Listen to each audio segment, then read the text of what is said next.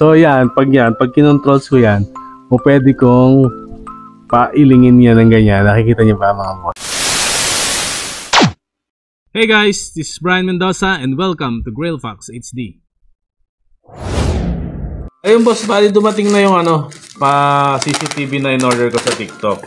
Buksan natin. Actually, excited na ako dito eh. 2 to 3 days lang nakarating na dun sa amin. Ayos to. Yun, so tingnan natin kung ano yung itsura talaga niya. Okay.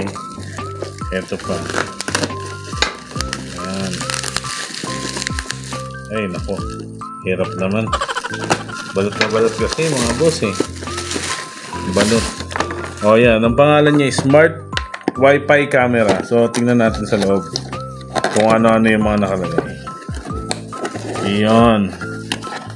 So, meron siyang yung charger. Yung power supply na ikakabit mo. Tapos meron siyang, ito mismo yung CCTV na. Ang laki. Very good. Yan lang gamitin. Yan, yun yung itsura niya. So meron na siyang antena.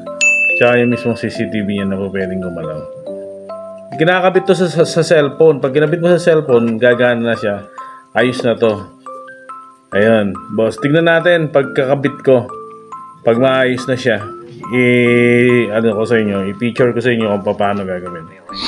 Ayun, boss, nandito na nga tayo sa garahe namin. So, na-install na namin yung CCTV. Ayan, ganyan yung itsura niya pag sa umaga.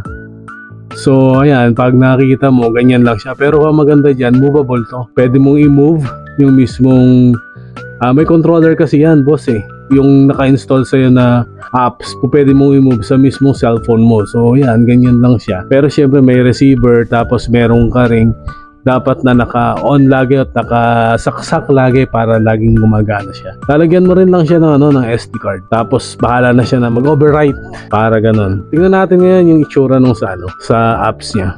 Mga boss, bali eto yung mismong V380 sa iPad kinonect ko. So kailangan mo lang ng apps na pangalan V380 Pro.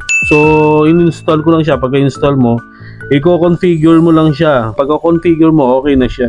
Titignan mo lang, iaayos mo lang yung mismong IP kung nasaan yung kinabit mong CCTV. So ito na nga yan. Dito sa instances ko, ito na nga siya. Ito yung gate namin. Medyo pangit, pero pagtsagaan nyo na lang boss. So pipindutin natin to para ma-controls natin siya. Click mo yan. So yan, pag kinontrols ko yan, o pwede kong pailingin yan ng ganyan. Nakikita niyo ba mga boss? Ayan. Nakikita mo ba boss? Umiikot siya. Ayan. Nakikita, di ba? Umiikot. Kasi nga kinokontrol ko rito sa mismong iPad ko. Ayan. Ginanyan ko. Ayan o. Nakikita mo. Umiikot siya kasi nga kinokontrols ko rito. Ang kagandahan dito boss, na iko-controls mo yung mismong itsura kung saan mo po pwedeng ibaling yung camera. Ayan. Tingnan mo. Oh. Nakita mo yan? Oh, ayan pa isa. Balik ko. Oh, tapos forward ko ulit. Ayan. So, i-configure mo lang, tapos lalagay mo sa network mo para ma-controls mo yung buo niyan. Kahit sa iPad, kahit sa Android, kahit saan boss, po pwede mo i-control siya. Very good siya boss. Meron na kayong CCTV na po pwede nyo gamitin. Ganyan na yan. Tapos nag-overwrite na siya, tapos may network na rin siya mga. Ayun, salamat. Pa-follow, like, and subscribe nyo lang. Tapos sa susunod, yung mga makukuha ko pang items, i-flex natin dyan, i-review natin dyan. Para kung gusto nyo kuhanin, makukuha nyo na agad. Tsaka hindi na kayo mag-aatubili kumuha. Ayun, thank you boss. God bless. Paalam.